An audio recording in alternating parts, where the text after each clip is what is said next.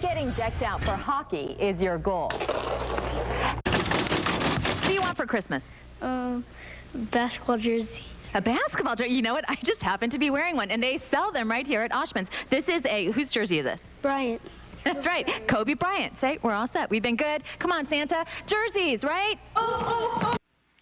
Lisa Guerrero, it's so good to see her, was a sports reporter right here on Fox 11 back in the late 90s. Eventually, she moved on to Fox Sports. And then in 2003, she was hired to be the sideline reporter on Monday Night Football.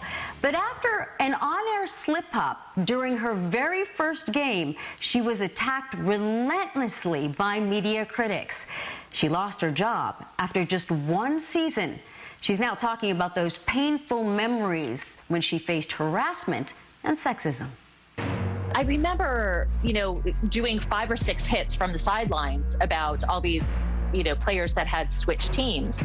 And, the game was going fine. Obviously, I knew who all the players were and I knew what the storyline was.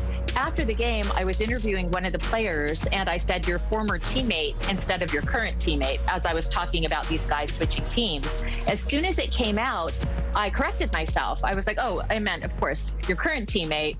But that was already out there in the universe for anybody to grab onto, to be able to say, see, she doesn't know sports. She's just a cheerleader or just a model or just a pretty face, and she clearly doesn't understand football. So I kind of served up this mistake or flub to my critics, and they ran with it.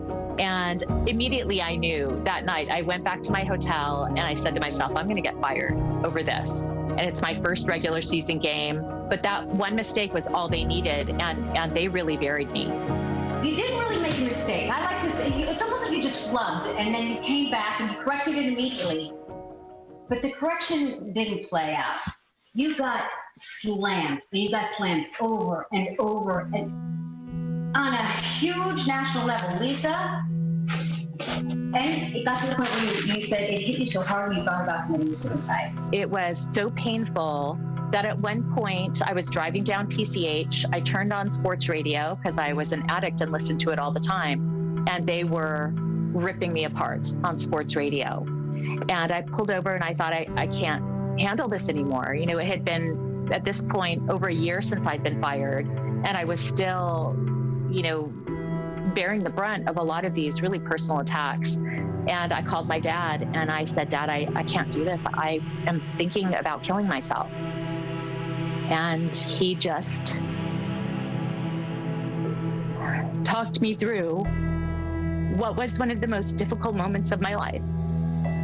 And I look back on it now and I can't believe that I would have even had those thoughts based on a job. But to me, that job was my everything. And who I was so, so tightly entwined in the world of sports. And my dad said to me, Lisa, you are an amazing reporter. You're a storyteller, you're a writer, you're an actor, you're an artist. There's more ahead for you than covering 7-second injury updates from a sideline.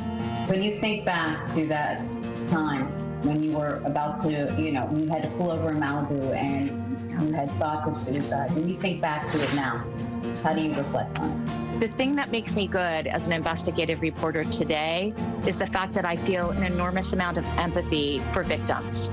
And I feel like what I went through was very painful, but I don't want to forget how that feels, to be marginalized and to be hurt in that really personal way, to the point where you consider suicide. I'm so glad I reached out for help, and I had therapy the next year, and now I can look back at it in my rearview mirror and understand that that was a blip in the radar of my career. But boy, at that moment it was painful, and I don't want to forget that pain, because empathy is one of the best things a reporter can have. Who gave you, besides your dad giving you that confidence, who gave you the next shot? Who gave you the next shot and then your confidence came back?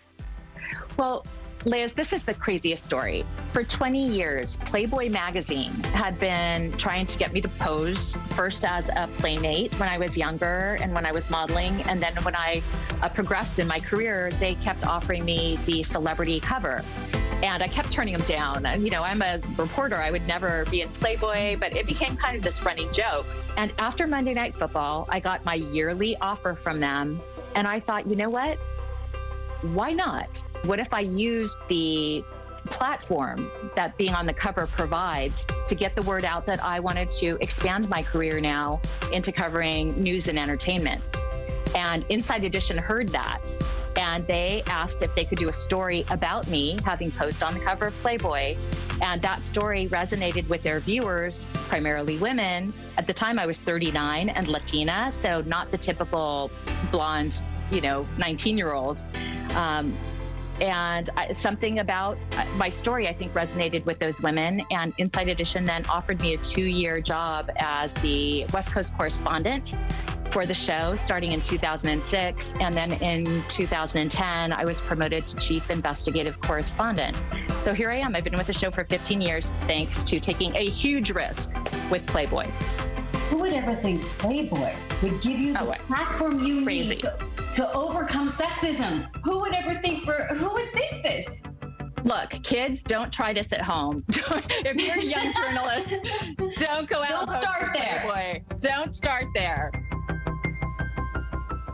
There are no steadfast rules. I want to thank Lisa very much for sharing that story with us. It takes so much courage. She's working on a book right now. Her working title is Between a Jock and a Hard Place. And when she's done with that book, we look forward to having her back to tell us more of